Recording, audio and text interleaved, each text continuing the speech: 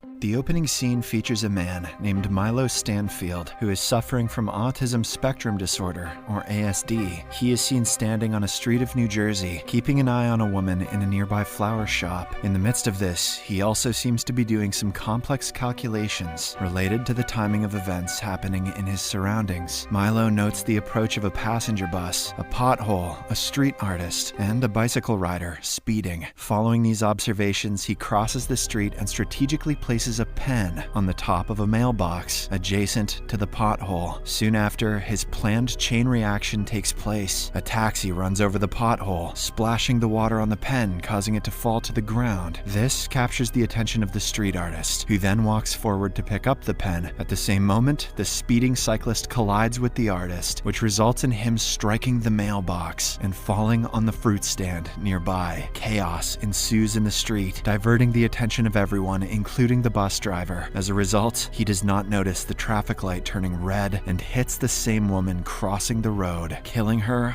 on the spot, and people say math isn't dangerous. Milo then walks away from the scene after confirming that his plan went smoothly. The scene then cuts to an FBI special agent, Olivia.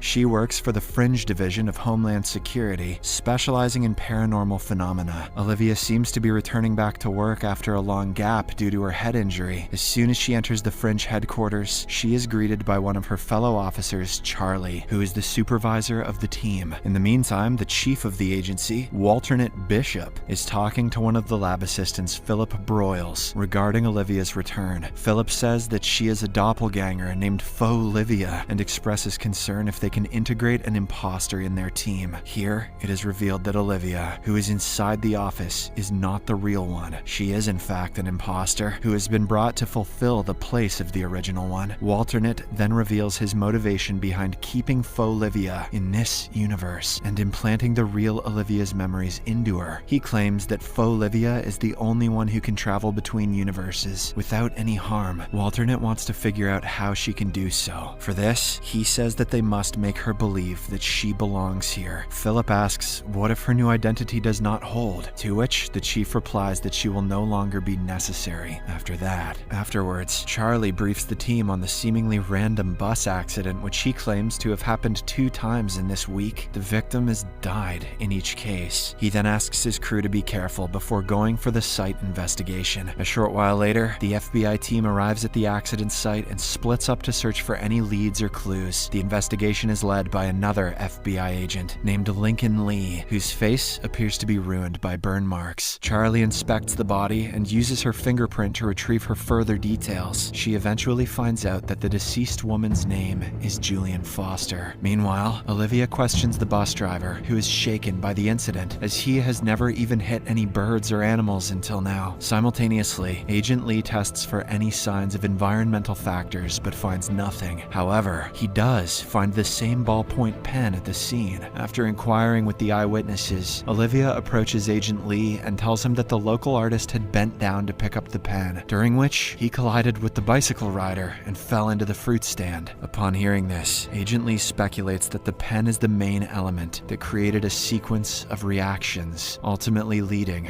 to the victim's death. The next day at Fringe headquarters, Agent Lee and Charlie are trying to find out a connection between the bus accidents that happened in the 2 days. Agent Lee spots the same ballpoint pen in the photo of the first accident, which makes him even more convinced that someone has orchestrated the chain of events. Following this, they go to talk to a mathematician of the Fringe agency, Astrid, and tell her about the events. However, she claims that no human can carry out such a chain of events and mold it in his or her favor twice. Amidst their argument, another similar bus accident takes place, leaving Astrid in shock. 2 + 2 equals you get hit by a bus. The FBI agents immediately rush to the site and find that the victims are still alive this time. Upon questioning the bystanders, they learn that a dog suddenly crossed the road, causing the bus to lose control. Just then, Olivia notices a similar ballpoint pen rolling down in the ground, which makes her realize that the chain of events is not over yet. She looks around and spots a suspicious Milo looking down from an overhead bridge. Moments later, a man wearing earbuds walks forward to cross the street, only to be hit by an oncoming ambulance. I guess the paramedic needed to hit his quota. With her suspicions confirmed, Olivia alerts her team and races towards Milo. Seeing this, the latter instantly calculates another series of events and throws a bicycle off the bridge. This prompts a bus to change its path and drive right under the overhead bridge. Olivia holds him at gunpoint, threatening him to surrender, but Milo jumps off the bridge, lands on the bus's roof, and gets away. Milo is the bus whisperer. After this event, Milo returns home to find his sister Madeline worried for him. She tells him that she has been getting numerous calls from the hospital, but he ignores her. She then tries to convince him to surrender, claiming that he has gone way too far. However, Milo anticipates her actions and completes her sentences, effectively silencing her. Not long after, Madeline shows him a small plastic horse toy, a reminder from their mother. This makes him feel uneasy, and he walks away, saying that it is irrelevant now. On the other hand, Agent Lee is taken to the hospital for his regular skin checkup. Before entering the burn chamber, he asks Olivia to focus on finding commonalities among the 3 victims. Heeding his instructions, Olivia returns back to headquarters and starts talking to the witnesses of the accidents. After a bit of inspection, she discovers ties between the 3 victims and a medical center. All 3 of them were directly or indirectly related to this center. She shares her discovery with Charlie, and the two immediately head to this very medical center. Upon arriving there, Olivia notices that one set of patients are using the same ballpoint pens, as they are unable to cope with digital devices. iPads make them eye-mad. Later, they meet Dr. Levin, a chief doctor who recognizes all 3 victims of the bus accidents. After briefing them on some details about the victims, Dr. Levin explains that they have been helping mentally challenged patients with experimental processes to boost their intelligence. He also shows them video footage of their patients, in which Olivia spots Milo. Upon inquiring about him, Dr. Levin responds that he is one of their patients who also went through the same drug trial that boosted his IQ exponentially. He goes on to say that Milo was released from the hospital under supervision of his sister, and that he was scheduled to return back in order to reverse the experimental process. But now he is not responding to their calls, and he is killing everyone who is trying to take control of him. After learning about Milo's sister, the FBI agents decide to pay her a visit. Unbeknownst to them, Milo is keeping a close eye on Olivia, noting every single pattern of her movements and predicting her next move. Later on, Charlie and Olivia arrive at Milo's place, where they are greeted by Madeline. They ask her about Milo's whereabouts, but she claims to be unaware of them. Sensing that she is hiding something, the agents tell her about the crimes he has committed and how dangerous it is to let him roam free. While Charlie goes to investigate Milo's room, Olivia shares about her late sister, revealing how they used to care for one another. This comforts Madeline enough to share more details about her brother. She explains that Milo is able to predict the outcome of numerous events down to the smallest detail, and that she can break Milo's concentration only by showing him the toy horse. Whenever he sees Bullseye, he gets a Woody. Olivia eventually manages to persuade her to disclose anything she knows, emphasizing that they are concerned for civilians, as well as Milo's safety. Madeline then hands her a note revealing the location of the hotel that Milo is currently staying at. After this, Olivia and Charlie discuss plans with Astrid on how to capture Milo. However, they soon realize that any plan would be futile because he can predict their every move. As a result, they opt to approach the hotel directly without any backup. I don't know how that's going to help, but they know best. In the meantime, Milo is seen at his hotel room, looking down through the window and envisioning scenarios that are going to happen in the next few minutes. With his ability, he predicts that Olivia and Charlie will arrive soon and that they will chase him. He also calculates that he can kill Olivia by luring her through a marked zone of a construction site where the air is too thin and crushing her under a load of cement bricks. Just like he predicted, the 2 FBI agents arrive at the hotel and find Milo waiting for them in the street. He then runs towards the construction while the agents pursue him. Olivia, who is unaware of the warning signs for the thin air zone, races through it instead of of stopping to put on a respirator. This actually makes Milo's calculation wrong. He didn't think she'd be that dumb. In addition, she also dodges a pile of cemented bricks, which Milo assumed would crush her. The villain is shocked to witness his calculation going wrong and is ultimately caught by her. At this point in time, Olivia nearly asphyxiates herself due to the low level of oxygen, but thankfully, Charlie arrives in the nick of time and helps her with a breathing apparatus. In the aftermath of these events, Charlie asks Olivia about why she did not stop to put on a respirator, to which she responds that she did not recognize the warning sign. Later on, Olivia brings Madeline to the hospital, where Milo is seen interacting with a supercomputer. According to the doctor, the IQ-boosting drug has been in Milo's brain for too long, due to which they are unable to carry out the reversal process. Now, his mind has become so advanced that only machines can comprehend his thoughts. Saddened by this news, Madeline goes inside the room and leaves the toy horse in front of her brother. The same evening, Olivia is at her place when she experiences a vision of Peter, her boyfriend from another universe. He tells her that she does not belong to this universe. In order to back up his claim, he reminds how her lack of knowledge regarding this universe saved her life earlier. According to him, she would have died if she had recognized the warning signs and stopped there. Peter encourages her to try recalling all of her memories and also kisses her